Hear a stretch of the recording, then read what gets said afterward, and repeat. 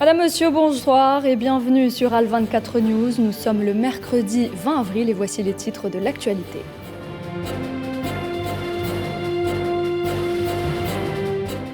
Les forces de l'occupation israélienne délocalisent leurs agressions sur les populations démunies de la bande de Gaza. 6 raids israéliens ont ciblé l'enclave palestinienne.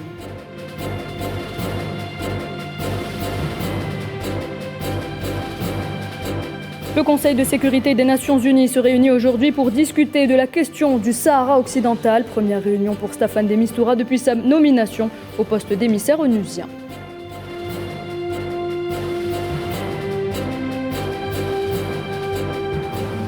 Le SPFS russe peut-il rivaliser avec le système financier international SWIFT ? Plusieurs banques étrangères ont intégré ce système interbancaire depuis 2020.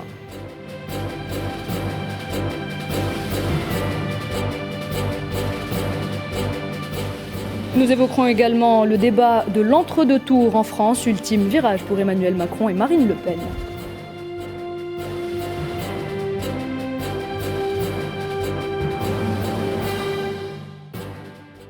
Après El-Quds, les forces de l'occupation israélienne ont délocalisé leurs agressions sur les populations démunies de la bande de Gaza. 6 raids israéliens ont ciblé hier le sud et le centre de l'enclave palestinienne. Safwan Ben Sabri. C'est sous le bruit des bombes que se sont réveillés les Gazaouis ce mardi matin alors que les avions israéliens ont remplacé le calme de l'aube par le son des réacteurs. Une escalade de violence supplémentaire a été commise par l'entité sioniste dans sa volonté de neutraliser toute forme de résistance palestinienne dans les territoires occupés. Ainsi, le feu s'est abattu sur la bande de Gaza selon les témoins oculaires présents. Les bombardements interviennent suite au tir d'une seule roquette lancée par les résistants agissant depuis la bande de Gaza. La riposte sioniste n'a cependant engendré aucune perte selon Hazm Qassem, porte-parole du Hamas, qui a déclaré que les frappes israéliennes avaient touché des sites vides et n'avaient provoqué aucune perte humaine, alors que les résistants palestiniens ouvraient le feu sur les appareils israéliens. Le tir de roquettes survient en protestation à la violente répression que subissent les Palestiniens depuis le début du mois de Ramadan, ayant pour point culminant des affrontements au sein même de la mosquée d'Al-Aqsa. Pour rappel, l'occupation israélienne a multiplié les actes de violence et de répression durant le mois sacré, ayant causé la mort de 18 Palestiniens et la blessure de centaines d'autres sous les balles des forces de l'ordre sionistes. Le président algérien Abdelmadjid Tebboune a reçu ce mercredi un appel téléphonique du président de l'autorité palestinienne Mahmoud Abbas, qui a remercié l'Algérie pour sa position constante et honorable à l'égard de la cause palestinienne. Mahmoud Abbas a également informé le président Tebboune de graves développements de la situation en Palestine occupée et des agressions ciblant les lieux saints de l'islam sur l'esplanade de la mosquée Al-Aqsa, ainsi que des contacts qu'il a eus avec les dirigeants des États membres du Conseil de sécurité. L'Algérie, fervent défenseur de la cause palestinienne, appelle à une réaction adéquate de la communauté internationale face à l'escalade de la répression sioniste. Le chef de la diplomatie algérienne, Ramtan Lamamra, s'est d'ailleurs entretenu à ce sujet avec nombre de ses homologues. Très bien.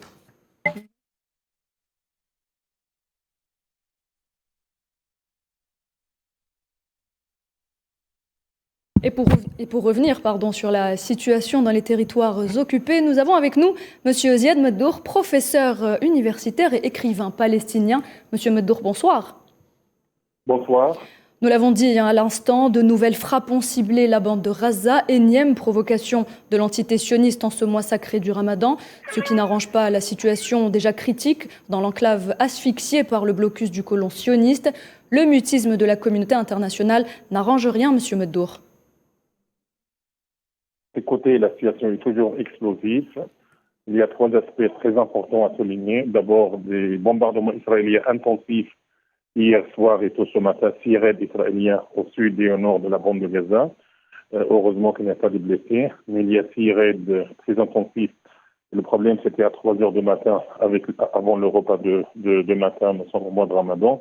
Donc, la population civile était horrifiée.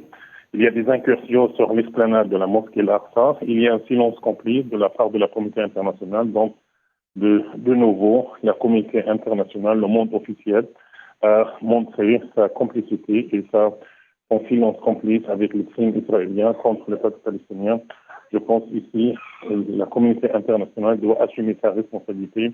Or, un an après la fin de la nouvelle et la dernière agression israélienne contre la bande de Gaza entre le 10 et le 21 mai dernier, qui a fait plus de 1600 morts palestiniens et 3000 blessés, le monde officiel ferme les yeux, même si la politique de deux poids, deux mesures s'impose avec ce qui se passe au niveau de la crise entre la Russie et l'Ukraine, où le monde officiel et les médias, ils ont beaucoup bougé pour parler de son conflit. Or, depuis 74 ans, il y a un conflit, il y a une humiliation, il y a une occupation, il y a une colonisation, il y a un régime d'apartheid qui humilie les Palestiniens, qui assassine les Palestiniens, qui impose un blocus israélien inhumain.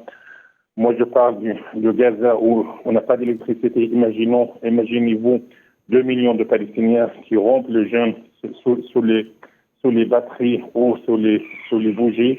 Donc, ça montre un peu le silence complice. Donc, 2 millions de Palestiniens horrifiés par le bombardement hier et aujourd'hui, ils rompent le jeûne sous les bougies et parce qu'il n'y a pas d'électricité, parce que la situation est explosive dans la bande de Gaza et partout dans le territoire palestinien. Les Palestiniens ne demandent pas la lune, les Palestiniens demandent l'application du droit international. Ils demandent une intervention rapide de la part de la communauté internationale pour mettre fin aux crimes israéliens au quotidien contre les Palestiniens. Monsieur Meddour, le Premier ministre israélien Naftali Bennett a interdit aux colons juifs l'accès à l'esplanade de la mosquée Al-Aqsa à partir de vendredi, et ce jusqu'à la fin du mois sacré. Est-ce selon vous un signe d'apaisement, notamment après la vague de condamnation qui a suivi la dernière agression? Écoutez, d'abord, il n'y a pas une condamnation, c'est numéro un. Nous, on n'a pas besoin des mots, on n'a pas besoin des mots de condoléances pour nos martyrs, nos morts. On n'a pas besoin des mots de condamnation dans les instances internationales. Nous, on a besoin des décisions concrètes. La population palestinienne fatiguée, horrifiée par les massacres, par les crimes, par les bombardements, par le blocus, par les raids israéliens, par les agressions. Quand on interdit un fidèle d'aller prier à la mosquée, comment on peut capter ça? Donc, c'est un jeu entre les responsables israéliens, soi-disant un premier ministre interdit à un colon intégriste d'aller manifester sur l'esplanade. Déjà, l'esplanade de la mosquée, c'est une ville, la ville de Jérusalem, toute la ville de Jérusalem entière, c'est une ville palestinienne. Et les colons et les soldats, ils n'ont pas le droit de venir, même pas pour rendre visite à leurs proches dans cette ville. Donc, c'est un jeu. C'est pas question que les Israéliens ils ont peur ou c'est un signe d'abaissement, mais les Israéliens, ils ont peur de la réponse, de la résistance.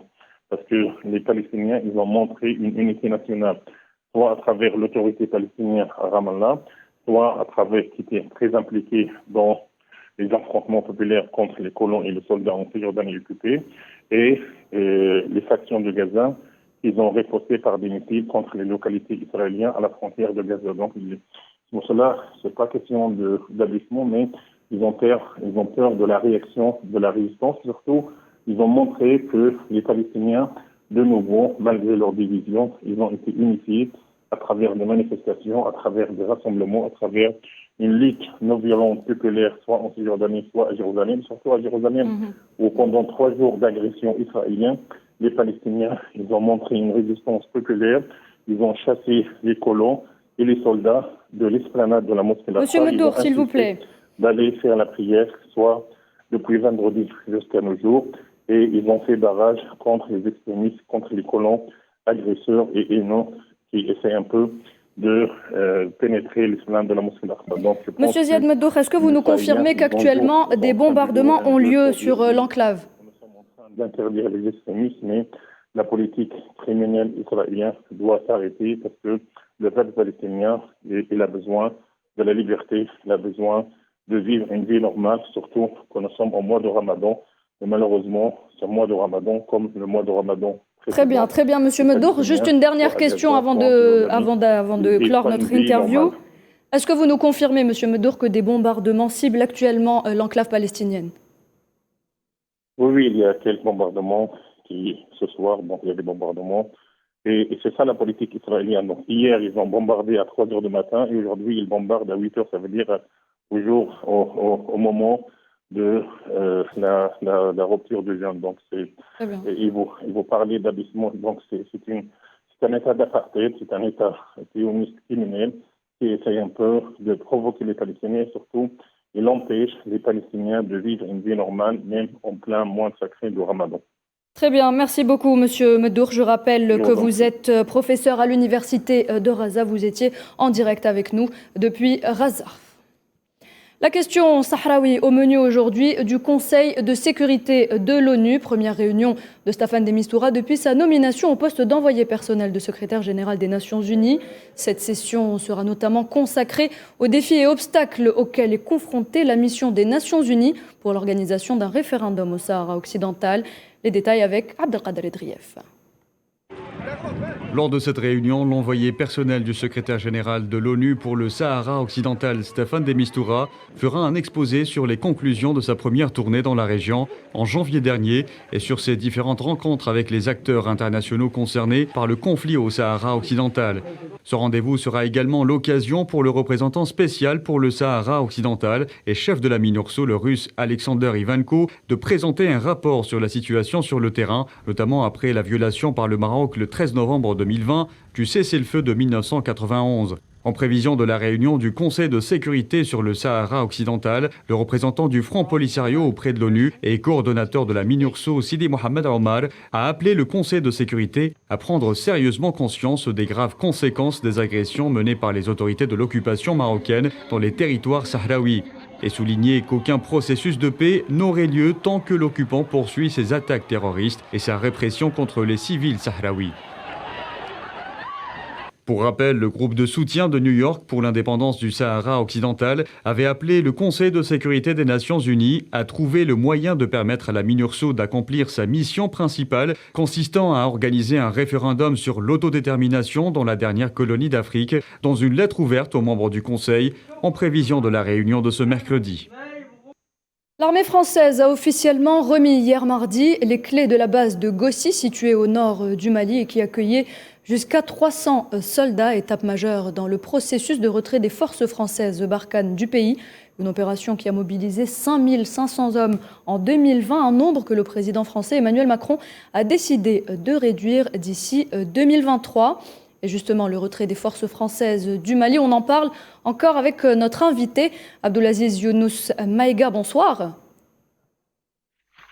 Bonsoir. Vous êtes journaliste blogueur, vous êtes en direct avec nous de Bamako. 2 mois après l'annonce du retrait militaire français du Mali, la force Barkhane a fait ses adieux officiels à Gossi. Quel est votre commentaire, monsieur ? Bonsoir à tous les téléspectateurs de Al 24 News. Voilà, c'est Aziz Maïga depuis Bamako. Voilà, et donc depuis 2013, nous sommes dans l'opération militaire française. Et, nous avions vu il y a juste 2 mois de cela les tensions diplomatiques entre l'État du Mali et l'État français. Et suite à cela, l'État malien avait demandé le retrait de Barkhane. Nous avons vu le président français qui avait décidé le retrait sur 6 mois. Et le jour d'aujourd'hui, les retraites commencent à se faire depuis il y a de cela 2 mois. Les commentaires que j'ai à faire sur cela, la zone de Gossi, bien connue dans le Gourma, est une zone très vaste qui a été contrôlée par l'armée malienne et l'armée française. Et le jour d'aujourd'hui vit les moyens que l'État malien est en train de mettre dans leur défense. Je pense qu'ils peuvent sécuriser les territoires du Gourma, les territoires maliens du côté du Gourma en partant vers la zone des 3 frontières. Donc ces retraits, je ne peux dire qu'il y aura quand même un manque parce qu'ils vivaient ensemble, mais je pense que l'État malien pourrait sécuriser son territoire. Monsieur Maïga, ce retrait intervient après l'incident de Moura où l'armée malienne a été accusée d'avoir perpétré des massacres, des accusations rejetées par Bamako. Où en est cette affaire, monsieur ? Oui, évidemment, vous saviez, nous avions vu dans des rapports des massacres à Mora et des massacres qui ont été rejetés, des rapports qui ont été rejetés par l'État malien. Et jusqu'à là, l'État malien euh, lui-même a ouvert des enquêtes, ses propres enquêtes via sa justice. Donc, nous attendons toujours ces enquêtes nationales. Nous ne pouvons pas d'abord mener des commentaires sur ces exactions parce que déjà, vu que la justice malienne a jeté ses rapports et elle a ouvert ses propres enquêtes, nous sommes toujours en attente de leurs résultats. Et Voilà. au volet économique, Monsieur Maïga, le Mali subit des sanctions, notamment de la part de la CEDEAO. En raison de dettes cumulées, le pays a été suspendu des décaissements. Quelles seraient les conséquences de cette suspension? Bon, vous savez, le Mali est plongé depuis 3 mois de cela dans une crise, voilà, dans un bras de fer avec la CEDEAO, donc avec l'UEMOA aussi, l'Union économique ouest-africaine, et la Banque mondiale qui avait des fonds alloués pour certains projets ici, vu les dettes cumulées, a arrêté les décaissements. Bon, nous pouvons dire ça va jouer sur les projets en cours, mais bon, peut-être l'État malien va prendre des dispositions pour essayer de stopper cette crise économique qui va essayer de venir jouer sur l'économie du pays. Nous attendons, vu que c'est juste la décision est sortie il y a juste une semaine de cela. Néanmoins, je sais que l'État est en train de ménager plusieurs efforts pour essayer de répondre aux questions économiques, sécuritaires. Donc, jusqu'à là, on ne peut pas dire exactement ce que ça va peser sur l'économie malienne, mais néanmoins, nous attendons. Voilà. Monsieur Abdelaziz Younous Maïga, merci d'avoir répondu à nos questions. Je rappelle que vous étiez avec nous en direct depuis Bamako. Merci beaucoup. Merci. Dans l'actualité également, le Kremlin accuse l'Occident de faire durer le conflit en Ukraine en livrant des armes à Kiev. Au 56e jour de l'offensive russe, Moscou souhaite libérer militairement le Donbass, région considérée comme indépendante de l'Ukraine. Amin Toutah. Le spectre d'un long conflit en Ukraine se précise davantage. À presque 2 mois du début des opérations russes, les pourparlers sont au point mort entre Kiev et Moscou suite aux événements de Mariupol assiégés par les troupes russes et les violents combats autour de la zone industrielle. Une situation pour laquelle le président ukrainien Volodymyr Zelensky a menacé de mettre fin à toute négociation de paix avec Moscou si les forces russes élimineraient les soldats ukrainiens qui se trouvent dans la zone encerclée. De son côté, la porte-parole du ministère russe des Affaires étrangères a déclaré que la Russie avait perdu confiance dans la partie ukrainienne. Position appuyée un jour avant par le ministre de la Défense russe Sergueï Shoïgu, estimant que l'augmentation de livraison d'armes étrangères en Ukraine démontre la volonté occidentale de faire durer le conflit. Les États-Unis et les États occidentaux qu'ils contrôlent font tout pour faire durer au maximum l'opération militaire spéciale. Les livraisons croissantes d'armes étrangères démontrent clairement leur intention, celle que le régime de Kiev se batte jusqu'au dernier des Ukrainiens. Dans la foulée, le responsable militaire a annoncé la mise en œuvre d'une nouvelle étape d'opération axée sur le Donbass et l'Est ukrainien. Un conflit qui dure et qui n'a pas épargné l'économie mondiale selon les prévisions. La croissance risque de ralentir en raison du durcissement des sanctions économiques à l'encontre de Moscou et les retombées internationales, notamment en Europe. Un constat qui s'explique par le poids de l'Ukraine et de la Russie en termes de production de céréales. Les deux pays sont d'importants producteurs. La Russie est également une source d'énergie clé pour le vieux continent en quête d'alternatives au gaz russe. Et vous le savez, le conflit russo-ukrainien a entraîné la déconnexion le 12 mars dernier de la Russie du système financier international, le SWIFT.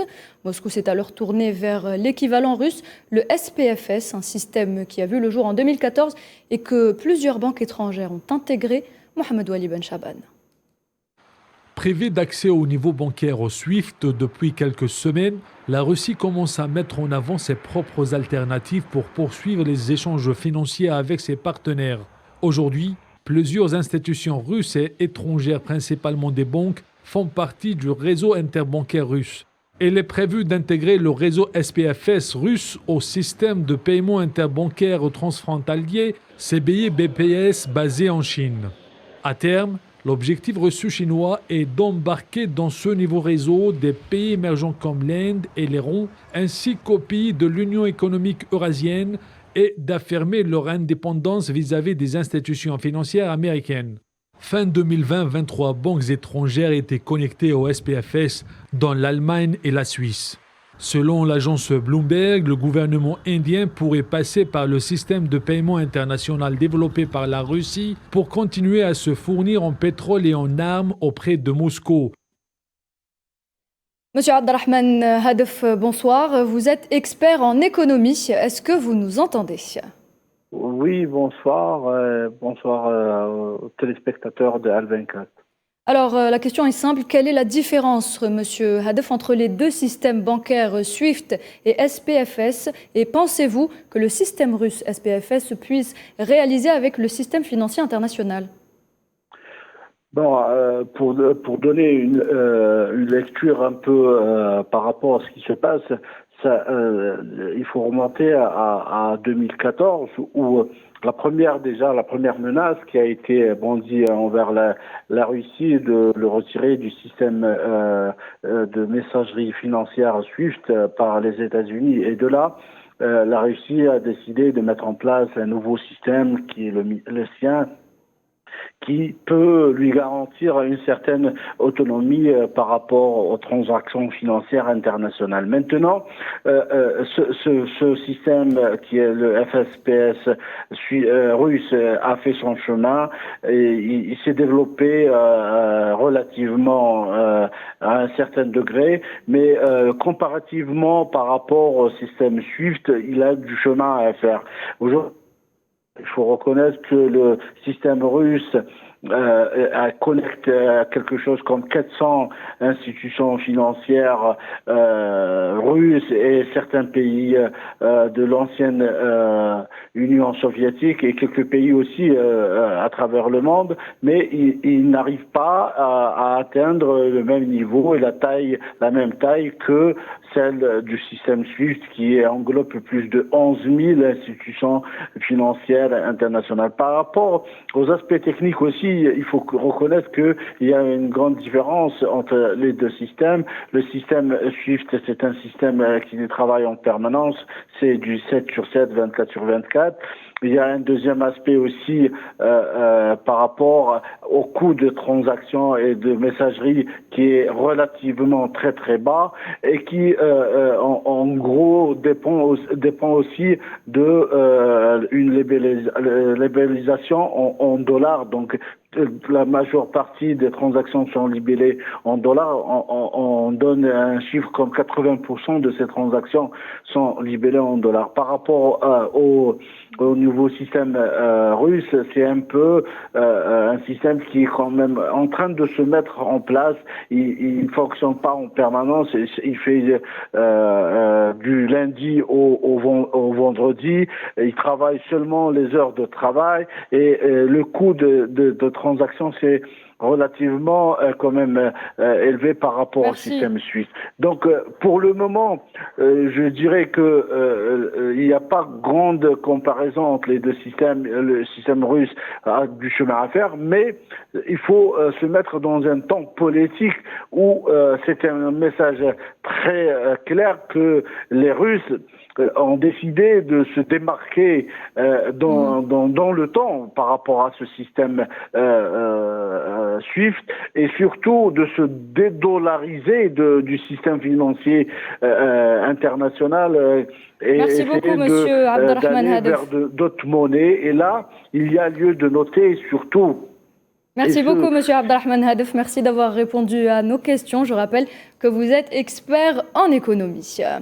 En France, Emmanuel Macron et Marine Le Pen se retrouvent ce soir à 20h heure algérienne pour le débat de l'entre-deux tours, même affiche qu'en 2017, mais des enjeux bien différents cette année, alors que les derniers sondages donnent 56% des intentions de vote en faveur du président sortant. La candidate du Rassemblement national reste confiante avec ses 44% d'intentions. Reste à savoir si le duel de ce soir changera la donne. Et interpellés à plusieurs reprises sur l'interdiction du voile promise par la candidate RN, les deux prétendants à l'Élysée assument leur divergence sur ce thème controversé qui s'invite une fois de plus dans le débat. Iman Meyrad. Bonsoir Marine Le Pen, bonsoir Emmanuel Macron. Bonsoir. Bienvenue pour ce débat de l'entre-deux tours. Marine Le Pen et Emmanuel Macron, les deux mêmes finalistes des présidentielles de 2017, vont une nouvelle fois se soumettre au traditionnel face-à-face de l'entre-deux tours de l'élection présidentielle de 2022. Ils défendront leurs programmes respectifs tout en essayant de convaincre les électeurs. Le port du voile au cœur du débat politique de ce soir. Marine Le Pen veut l'interdire dans l'espace public, mais la candidate du Rassemblement national fléchit face à la polémique et déclare désormais ne plus en faire une priorité. Emmanuel Macron, de La République En Marche, de son côté, juge ce projet contraire au principe de laïcité, le qualifiant d'inacceptable, se posant ainsi en champion de la défense de toutes les libertés religieuses. Agnès Defeo, sociologue, documentariste et auteure de Derrière le niqab, s'est exprimée à ce sujet. Les différentes lois ou propositions de loi contre le voile intégral, le burkini, le voile dans les compétitions sportives, systématiquement, ça ne crée pas l'envie chez ces femmes de l'enlever. Au contraire, ça va durcir leur volonté et ça va les pousser à se séparer en fait de la société. C'est qu'elles vont se sentir mal à l'aise, elles vont chercher justement à aller plutôt dans des quartiers, habiter dans des quartiers où il y a beaucoup de musulmans, où elles savent qu'elles seront tranquilles pour porter le voile, elles ne seront plus insultées. Donc on est à un niveau d'intolérance tel qu'on ne supporte pas qu'une femme puisse se vêtir telle qu'elle l'entend, comme elle se sent mieux, enfin voilà, selon ses critères, selon son choix de vie et surtout selon son bien-être. Parce qu'il y a beaucoup de femmes, la plupart de ces femmes disent se sortir mieux dans le djilbab. Donc peut-être pour vous et moi c'est incompréhensible, mais en tout cas ça fait sens pour elles. Depuis plus de 30 ans, l'obsession autour du port du voile sature les débats. Alors, le voix de la discorde fera-t-il pencher la balance? Réponse dimanche 24 avril 2022.